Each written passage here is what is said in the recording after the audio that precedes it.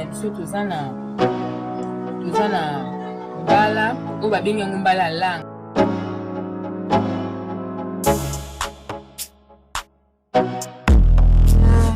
Tomate na ngambuma na litungulu nanga na ai na ndembi na masika na ngai bila.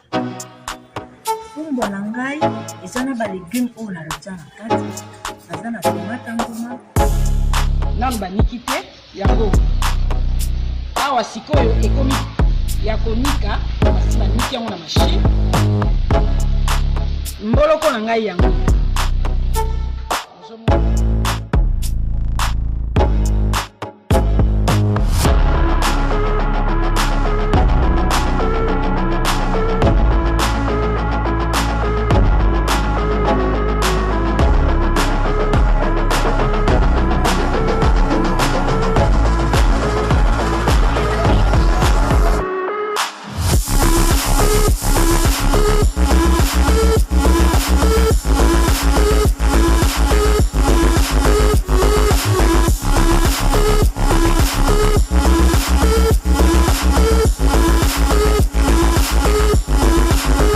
Émission Moseka ya Malewa Moderne vous dit bonjour.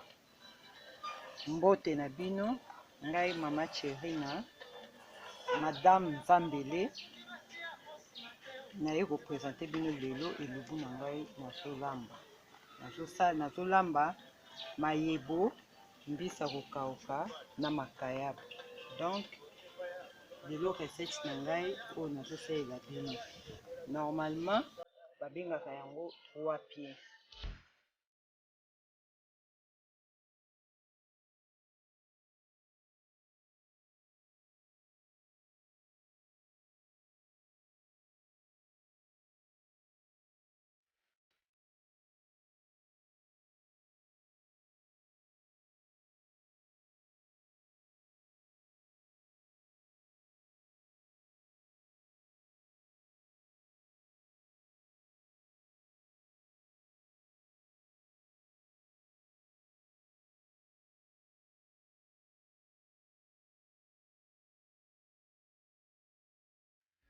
L'émission Moseka de Malewa Moderne vous salue chaleureusement.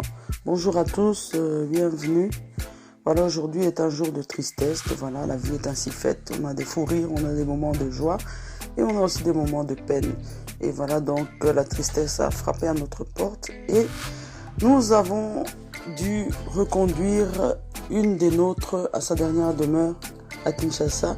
Donc il s'agit de Tcherine Mukendi Chikudi, épouse Zambele et Punzola Vasco. Voilà, Maman Tcherine était une des pionnières de l'émission Moseka.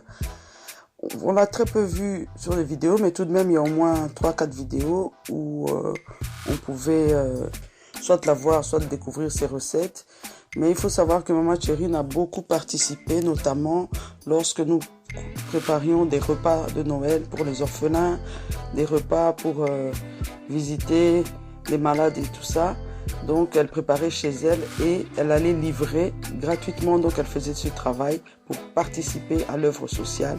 Donc voilà pourquoi nous avons voulu vraiment honorer sa mémoire et aussi faire savoir à sa famille que Maman Tcherine était une femme de cœur, une femme sociale. Même s'ils le savent déjà, nous avons voulu le dire publiquement. Voilà, donc c'était vendredi que nous avions, que l'équipe a été jusqu'au cimetière. Et après cela, il s'en est suivi un petit bain de consolation et l'équipe a souhaité concocter des sandwichs. Et en l'occurrence, nous avons fait des sandwichs sardines mayo. Et comme vous pouvez le voir sur les images, l'équipe a distribué donc ces sandwichs et s'est occupé du petit service rafraîchissement qui allait avec. Voilà, donc sans plus tarder, je vous laisse découvrir l'événement avec les images qui accompagnent. Et vous pourrez voir aussi peut-être une petite compilation à la fin de ce que Maman Tcherine avait proposé.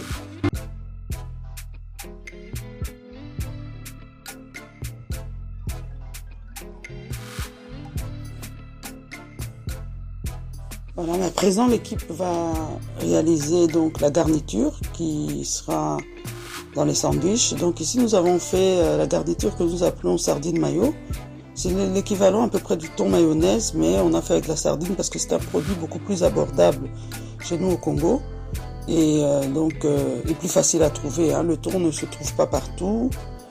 Et donc la recette est simple, on a déjà fait plusieurs vidéos avec ce contenu, c'est de la mayonnaise, de la sardine écrasée, un peu de ciboulette ou ciboule, persil si vous en avez, d'autres mettent même des oignons rouges, sel, poivre, filet de citron, filet de jus de citron.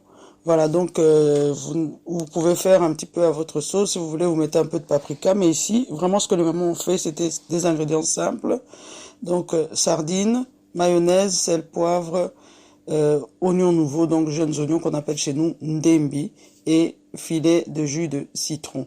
Voilà, si ça vous a intéressé.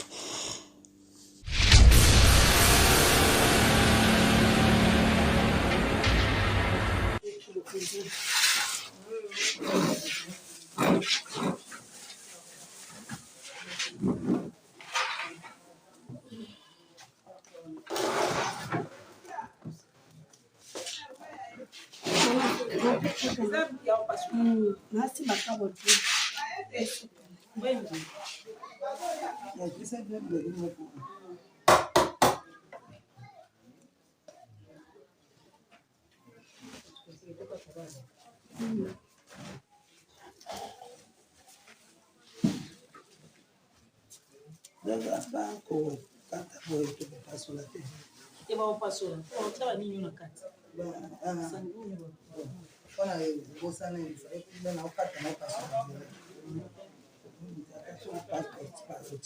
Maleki. I ave nani tozaki mama.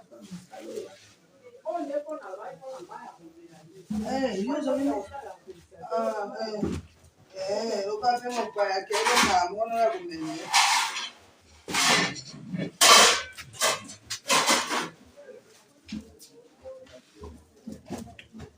Bolo bate. Nazosala mapalanga nazokata eza na matanga pana biso tozokata po tobongisa nde tokotia biloko na kati mpona kopesa bato baye kolanda biso na matanga na kati boye na kokata nde na koluka moya kotia biloko na biso na kati ya mapa oyo bato bakolia na matanga.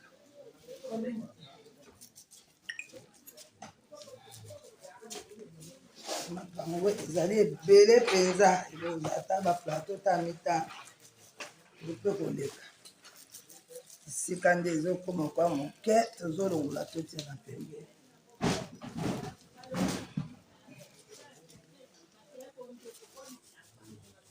Tosala ndembi ya kotia na sardine na biso,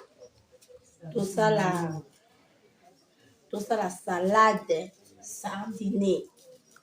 En tout cas, pour les visiteurs, la biso bazoya kotala biso ba matanga pour balia bien, balia kitoko. Apote kosati. Et toza na Congo, mais to vivre on dirait bato baza na Paris. Le sa biloko lokola bato na poto.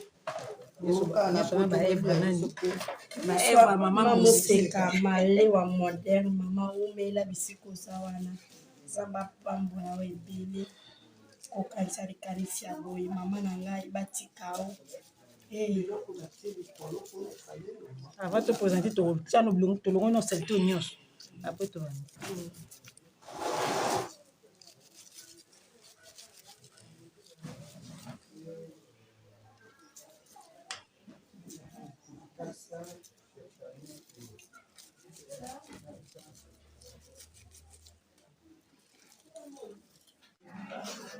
Tobandi kofina jus ya citron na moi vert po tolongola nanu bagraine ekoservi biso na kotia na kati ya sandwich na biso. Mbala moko awa biso tozofina mpo apanzana koma mpenza pate.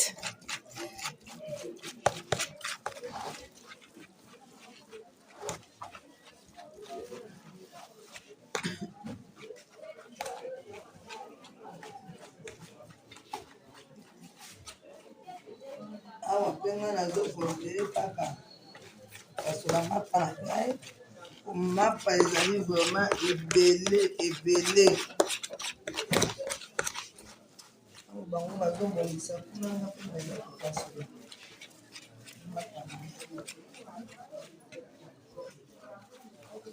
mapa oyo tozosala bato bazowuta basilitaire eza na matanga mpona kolia oyo ezali Non, on n'a pas encore.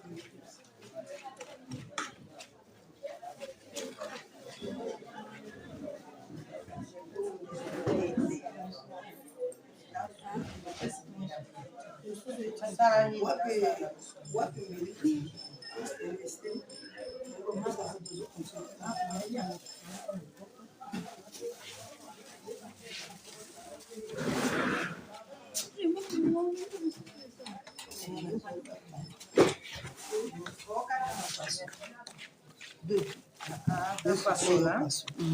Citron ekoki no yango ezaka mpo ebuma na zei zei oyo ya mayonnaise na sardine.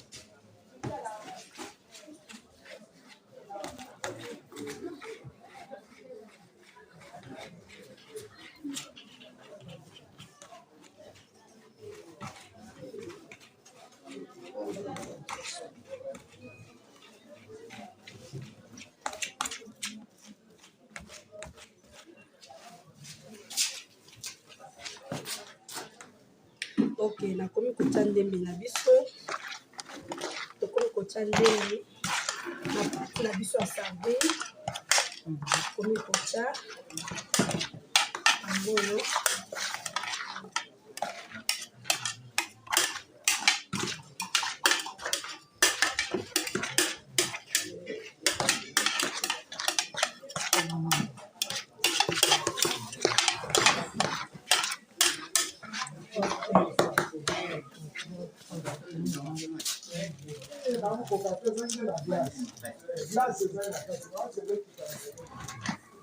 nakomi kotia mungwa na biso okotya mingi te mpo sardine deja aza eza na na mungwa mungwa na ya kati. deja ok kotia mungwa na biso poivre blanc na biso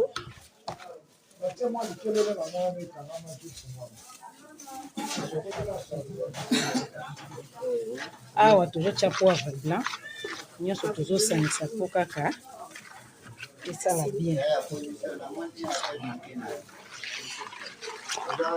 oyo ekoki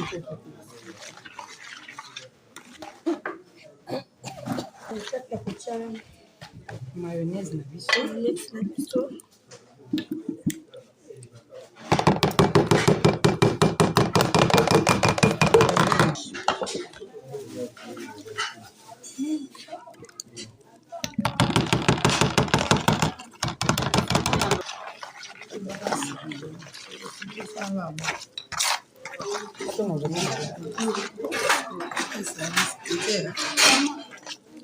zwaka mibale etikala mosuku ya mokala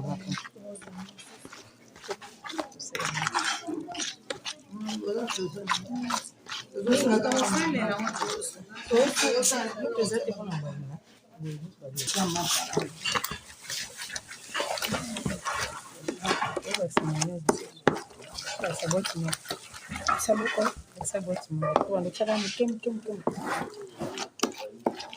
tozobangisa pati na biso esangana pena kitoko tozangisa yango po ekoma bien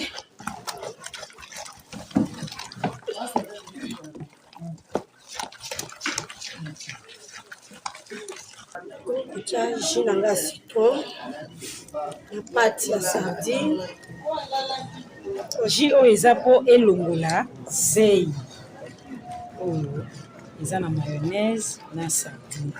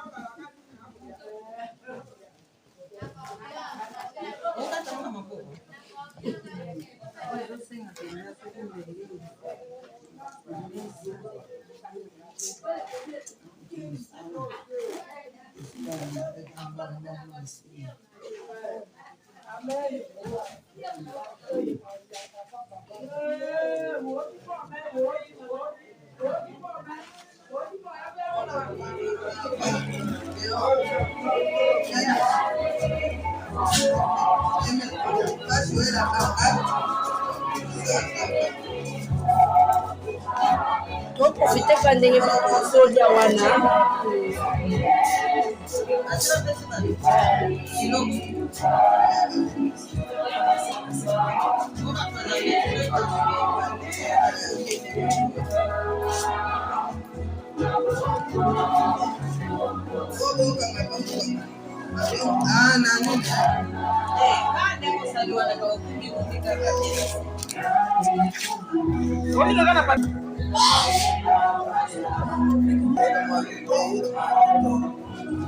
esa lipende ko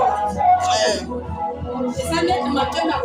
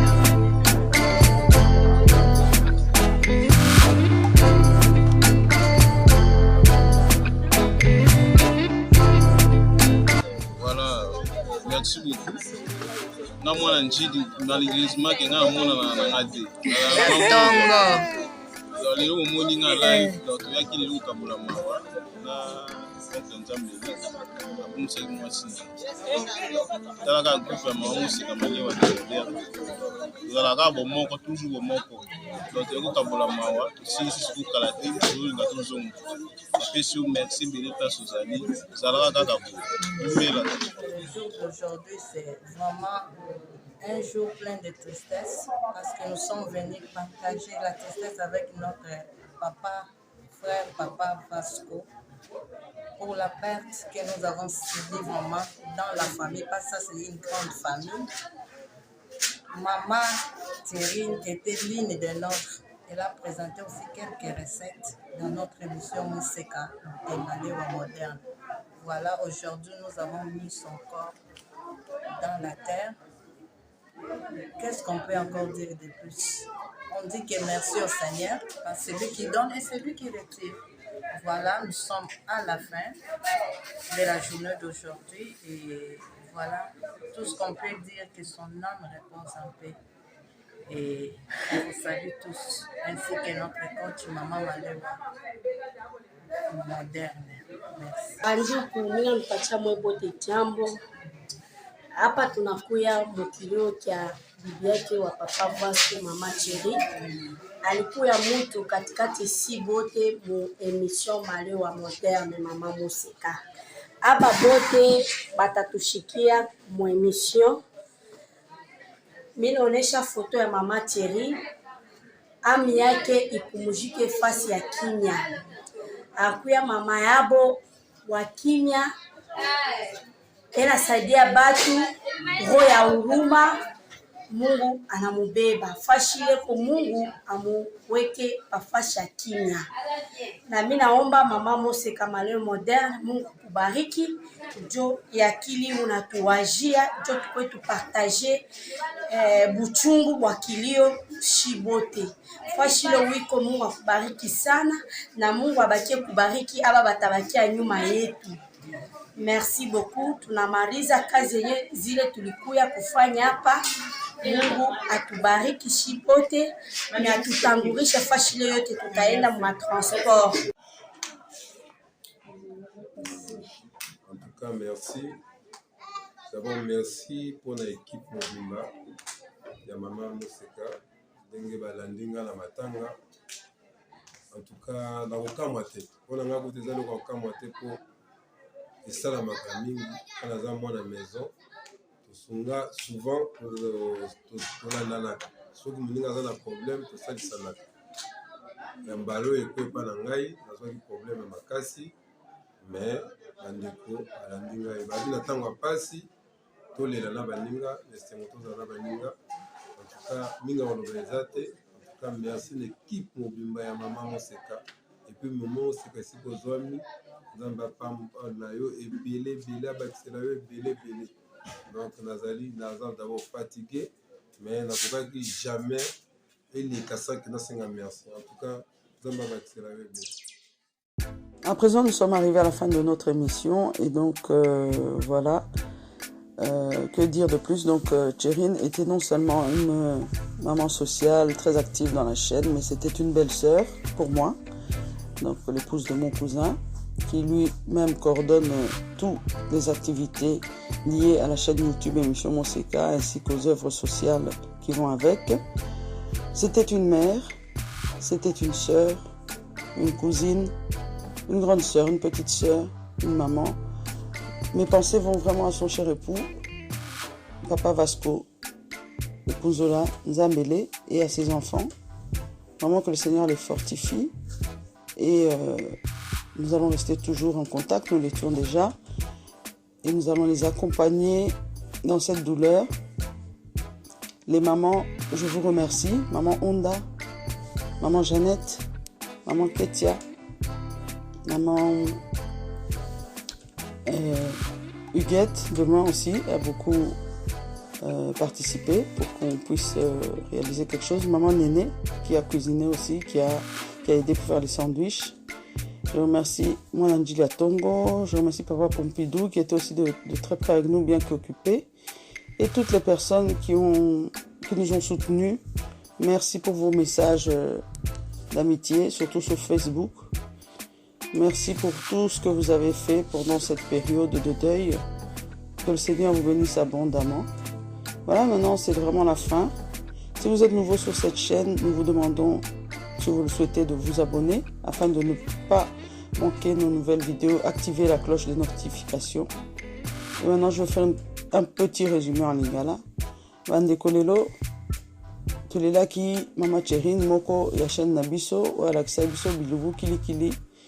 Oyo azalaki pe na musika kosunga makasi ntango tozolambela baorphelin bana tosala barepas Noël amonana na caméra te mais atumba bacarton basoso asala bamisala ebele gratuitement mpona lokumu kaka ya kolo mpona bolamu ya bana na biso ya Congo. Yango wana vraiment tolingaki tohonore mémoire ya Mama Tchérine lelo.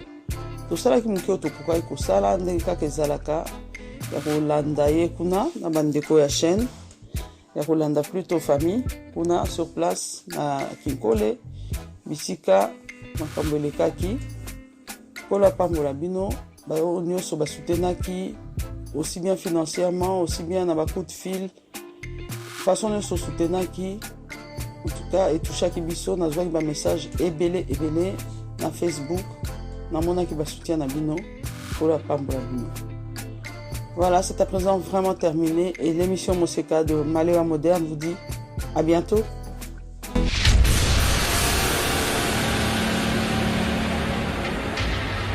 Et Sanguevent vous propose nos poissons du terroir qui grandit et pêchés au grand et majestueux fleuve Congo, plus précisément en Mbandaka. Donc ce sont des poissons congolais de père et de mère. Ba papa ba maman bandeko, bo lembate, bo somba nzombo mongusu, bambisi oyo, ba pala bango na maman na bango azali congolais. Bo benga na numéro 082 63 55 805. Pona ba commande, pona koyeba talo, pe pona koyeba esika nini mbisi ezali. Nous pouvons vous livrer le poisson, donc n'hésitez pas à nous contacter. Peu importe avec quoi vous allez préparer ce poisson, il sera toujours excellent. Goût!